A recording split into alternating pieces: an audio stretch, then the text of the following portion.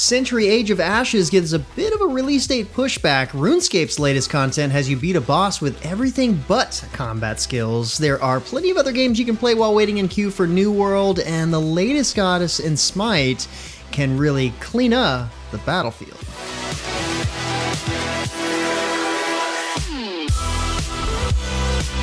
What's good, everyone? James Wan here with your weekly recap for gaming news and announcements of the week of October 1st, 2021. Time to get into the spooky season as fall hits. Starting out the news this week, after delays and anticipation, Amazon Games has finally launched New World on PC.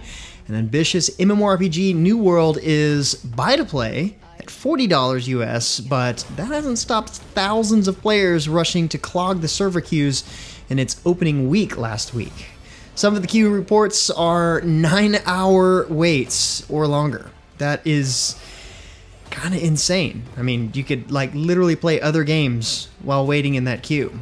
Now, if you don't know anything about New World, it's a fantasy MMO with real-time skill-based combat, classless progression, and expansive PvE and PvP content.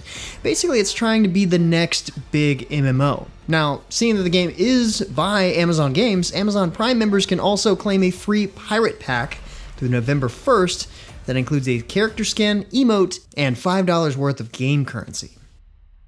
And some slightly disappointing news from Century Age of Ashes this past week, as its developer has announced it's pushing back its release date to December 2nd of this year. The free-to-play dragon riding battle game was originally scheduled to release on November 18th, but with Battlefield 2042 and Pokemon's remake of Diamond and Pearl releasing on November 19th, the devs decided that it's probably a really good idea to give those games a little bit more space. Playwing is promising to work on the game in that extra time, though. Unfortunately, they've also announced that the game's progression from Closed Beta 2 will be reset due to changes in the game's systems, but beta players will get special booster chests depending on how far they progressed. A bit frustrating, but hey, at least the game is still coming soon. Meanwhile, newly revealed this past week is Phantom Galaxies, a mecha sci-fi online game powered through blockchain and NFTs. The game describes itself as combining open-world space sim with fast-paced mecha shooter and a captivating story. Phantom Galaxies plans to offer avatars, upgradable mechs, guilds, corporations, and more. The current timeline has the game's early access set for mid-2022, so check out the link below if it catches your interest. Remember The Cycle? Jaeger Studios' turn-based PvEVP shooter that was testing in 2019? Well, it looks like the developers decided to put the game through its own cycle and have just announced The Cycle Frontier, a rework of the game, is now in closed beta until November 1st on Steam. This rework fundamentally changes some of the game mechanics, shifting to gameplay more similar to intense shooters with survival elements like Escape from Tarkov.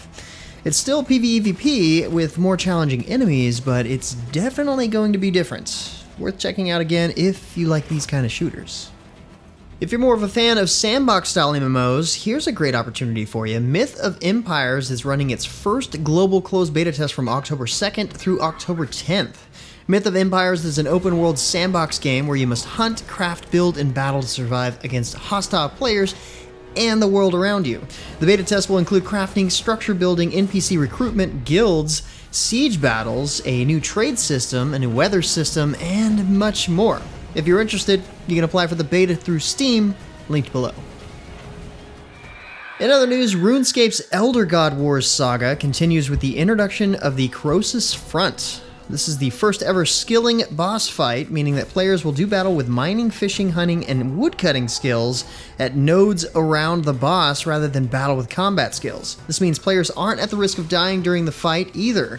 Teams will lose if they can't deal enough damage through their non-combative skills instead. Defeating the boss, however, unlocks a tier 90 magic tank armor, a boss pet, a seed bag, a rune pouch upgrade, and 2 new skilling offhands. Pretty neat concept. Halloween is fast approaching, and Smite's getting in the spirit with its latest patch notes reveal that includes the new Celtic god, Kleena, Queen of the Banshees. Kleena has the unnerving ability to walk into walls, moving freely and using some of her abilities at the cost of her health as long as she remains within. Her abilities can impart silence, deafen, targeted invisibility, and slow, along with some heavy damage. She'll be a true foe on the battlefield, ready to clean up at skirmishes.